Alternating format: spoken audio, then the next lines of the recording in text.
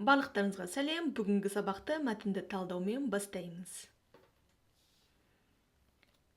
Ең бірінші сөйлем. Әрқайсымыз қызықты, беделді жұмысты армандаймыз. Осы сөйлемді орыс тіліне аударып, дұрыс окончание жалғауды үйренейік. Ендеше кеттік. Алдымен етістікті табайық. Етістік армандаймыз. Енді сұрақ қойайық. Не туралы армандаймыз?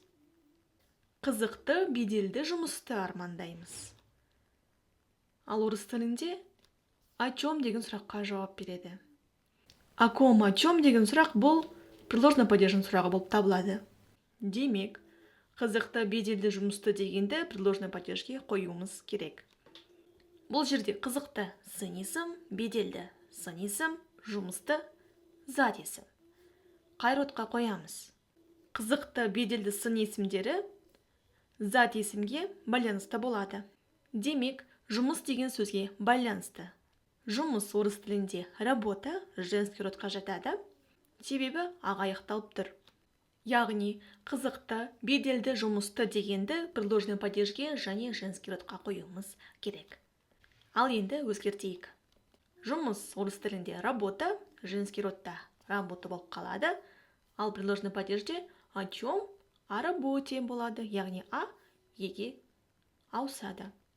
Келесі, қызықты орыс тілінде интересный, ал женский родта интересная, какая деген сұраққа жауап береді.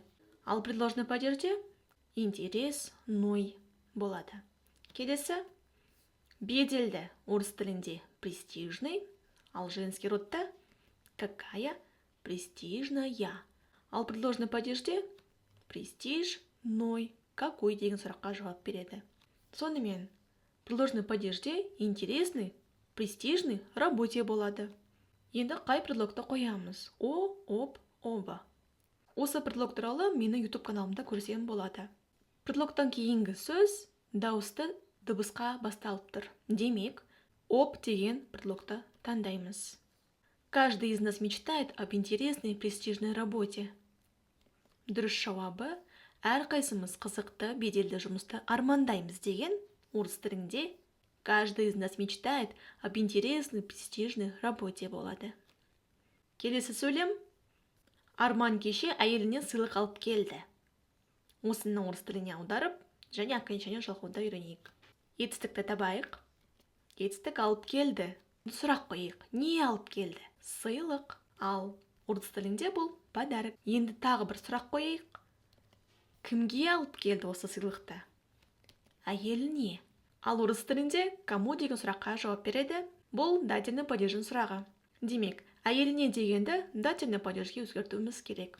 Әйелі жена, дательный падежде жене. А еге ауысады. YouTube каналымда падеждер бойынша сабақтарым бар. Көрсем болады. Дұрыс жауабы Арман кеше әйеліне сыйлық алып келді деген орыс тілінде вчера Арман принес подарок жене. Келесі үшінші сөйлем. Әкем маған мектептегі досы туралы айтып берді. Осы сөйлемді орыс тіліне аударып, окончание жалғайық. Кеттік. Етістіктен бастайық. Етістік айтып берді. Енді сұрақ қойайық. Кім туралы айтып берді? Мектептегі досы туралы.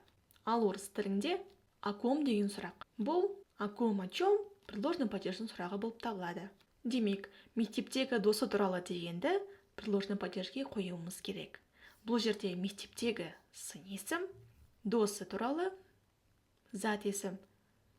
Яғни, мектептегі неге бұл сын есім? Қандай досы? Мектептегі досы, яғни қандай деген сұрақ бұл сын есімнің сұрағы. Енді қай родқа қоямыз? Сын есімнің роды зат есімге байланысты. Демек, дос деген сөзге байланысты. Дос орыс тілінде друг, мужской родқа жатады, себебі дауыссыз дыбыс. Демек, мектептегі досы туралы дегенді предложный падежге және мужской родқа өзгертуіміз керек. Ал енді өзгертейік. Дос орыс тілінде друг, предложный падежде о ком, о друге. Ені жалғаймыз. Мектептегі орыс тілінде школьный, сын есім предложный падежде басқанда сұрақ болады. Бұл жерде о каком, о школьном болады. Ом деген жалғау жалғанады. Яғни предложный падежде о школьном друге болады. Школьный друг предложный падежде о школьном друге болады. Дұрыс жауабы: әкем маған мектептегі досы туралы айтып берді. Ал орыс тілінде бұл отец рассказал мне о школьном друге болады. Сонымен бүгінгі сабақта үш сөйлемді талдап шықтық. Және де егер де осындай рубрика ұнаса, осындай форматтағы видео сабақтар ұнаса, комментарийді жазып кетсем болады. Келесі сабақта кездескенше.